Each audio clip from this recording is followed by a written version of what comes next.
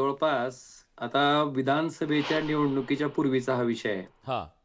तुळजापूर विधानसभा मतदारसंघामध्ये जवळपास 6,000 पेक्षा जास्त बोगस मतदाराची नोंदणी झाली आणि हे निवडणूक निर्णय अधिकाऱ्याच्या लक्षात आलं आणि निवडणूक निर्णय अधिकाऱ्याने त्या ठिकाणी पोलिसात फिर्याद दिली रीतसर, की 6,000 बोगस मतदाराची नोंदणी झाली आहे. करण्याचा प्रयत्न झालाय. आणि त्याच्यानंतर निवडणूक निर्णय अधिकाऱ्यानं ज्या मोबाईल नंबरवरनं एका मोबाईल नंबरवर 5 त्या ठिकाणी ओ-टी-पी तुम्हाला घेता येत, 5 मतदाराची यादी रजिस्टर्ड करता येते. हां.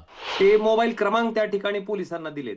पण आज जवळपास 8-9 महिने होत आलेत, पोलिसांनी त्याच्यात कसल्याही प्रकारचा तपास केलेला नाही. हं. मी वारंवार सांगतोय, की जिथं निवडणूक आयोगच फिर्यादी आहे आणि तिथं निवडणूक आयोगाच्या लक्षात आलंय, की 6,000 मताची बोगस नोंदणी त्या ठिकाणी झाली आहे हं. आणि त्याच्या बाबतीत जर पोलीस प्रशासन कुठलीच कारवाई करत नसेल, तर नेमकं पोलिसांवर दबाव कोणाचा आहे? हां.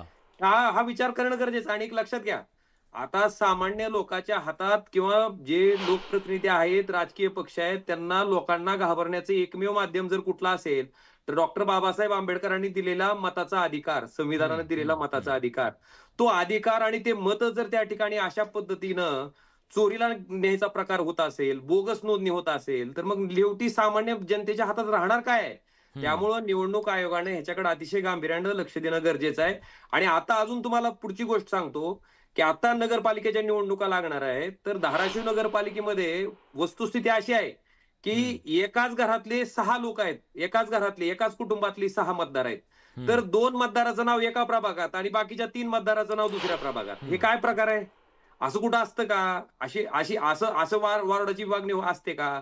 मागच्या वर्षी ज्या वॉर्डाची लोकसंख्या 8,000 लोकांची होती, म्हणजे मतदारसंख्या 8,000 होती. हां. ते प्रभाग, ते वॉर्ड आता ह्या वेळेस मतदान होत असताना 8,000चा वॉर्ड 9,000, 10,000 झालेला समजू शकतो. पण हं. 8,000चा वॉर्ड जर 3,000 आणि 4,000चा होत असेल, तर मग नेमकं हे कुठल्या दिशेनं चाललंय? कशा पद्धतीनं चाललंय? कुणाच्या इशाऱ्यावर चाललंय? हे दुर्दैवी आहे.